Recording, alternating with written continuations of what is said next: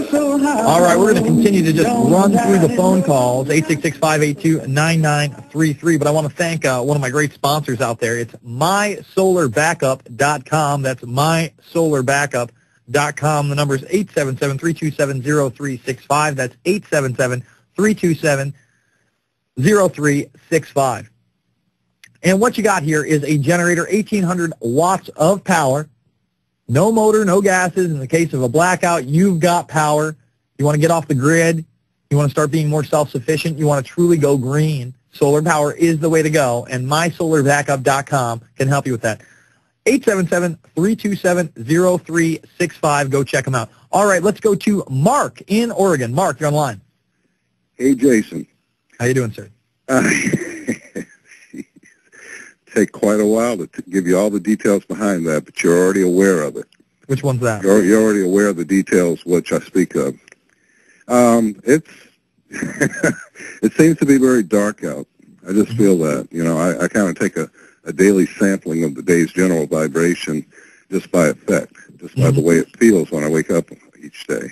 And especially these days, given the intensity of the times that we're living in, it makes a very distinct impression on the energy field of the planet, but that's not why I call, per se. You know, Jason, when you speak of torture, this is something that, you know, the world would be willing to forgive us for, but never said we're sorry. We're not saying, listen, we haven't even stopped doing it yet. First, we actually have to stop the actions that we're taking. In other words, stop the torture. Yeah. Then we can apologize. Then we should really prepare reparations for these poor people. We got thunder here, so don't worry, that's not an explosion of any bad type. It's really a miracle we got thunder. But if you could hold me over by chance, Jason, unless you got a couple of minutes, I'd really, you know. I got a couple of minutes. We got a couple of minutes, Mark. We definitely do.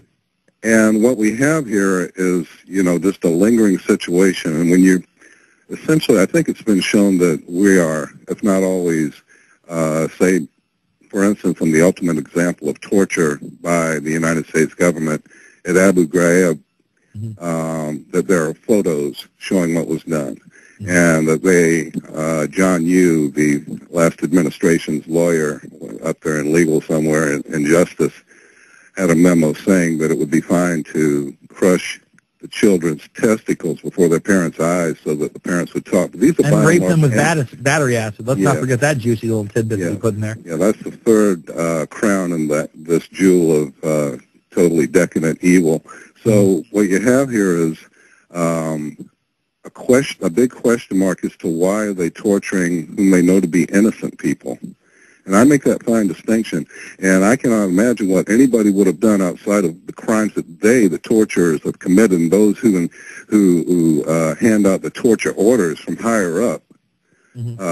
I can't imagine any greater evil than that. If anything, they should be being tortured at this time for having done this to these completely innocent people.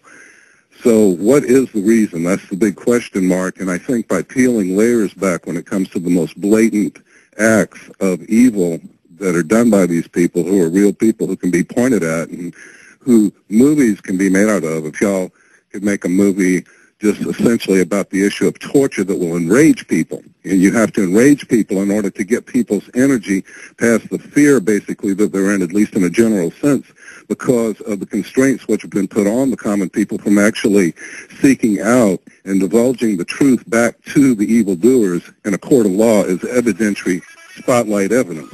Right, Jason? Yeah, well, you know what? I'm really hoping one day that we do really have war tribunals and that these guys' feet are held to the fire and that we say, no, that wasn't okay. And no, it wasn't okay for you to take orders and do that. You should have blown the whistle. I met one of the whistleblowers out of, I believe it was Abu Ghraib. He came forward. He went to hearings. He was actually in hearings with Anthony Schaefer and other whistleblowers that didn't have to do with his case. I thank you for the call, Mark. I'm going to talk about that on the other side. And, you know, his integrity, his character. Many human illnesses can be attributed to the fact that soil in the United States no longer provides plants with the mineral elements which are essential to human nourishment. Studies have shown that a majority of Americans are seriously deficient in basic minerals. Deficiency in any one or more important minerals actually results in disease. Go to AmericanSuperfoods.com today and see the wide range of foods available that were designed to help your mind and body work the way they were intended to. You can also visit the AmericanSuperfoods.com link on Infowars.com to see some of the amazing products available. colloidal gold, marine phytoplankton, maca, goji berries, raw chocolate cacao, nibs, noni, immune detox, and more. Folks, you gotta check these out. These foods promote nutritional excellence, health and well-being, beauty enhancement, and sustainable rainforest agriculture. Go to AmericanSuperfoods.com. Again, the website is AmericanSuperfoods.com. You're listening to GCN, the world leader in independent talk radio. Well, come on, all of you big strong men. Uncle Sam needs help again. Got himself in a terrible jam way down yonder in Vietnam. Put down your books and pick up a gun. We're gonna have a whole lot of fun. And it's 1, 2, 3. What are we fighting for? Don't ask me, I don't give a damn. My next stop is Vietnam. And it's 5, 6, 7. Open up the pearly gates. Well, there ain't no time to wonder why. So when I actually went to interview Ray McGovern in New Jersey, geez, it's got to be 3.5, 4 years ago now. Time is flying by. The time really does fly by. And, you know, it will pass you by if you want to be lazy, if you want to just sit there and watch TV and enjoy pop culture and worry about your haircut and, you know, what girl you're going to try to date tonight or what club you're going to go to. It'll go by quickly that way. But let me tell you, it goes by even faster when you're doing what you love, when you're working towards a goal, when you dedicate yourself to something that you believe right and true. And 3.5, 4 years ago when I went to interview Ray McGovern, he was on a panel with other whistleblowers, a couple of whistleblowers who had been out in Iraq. One is featured in Iraq for Sale.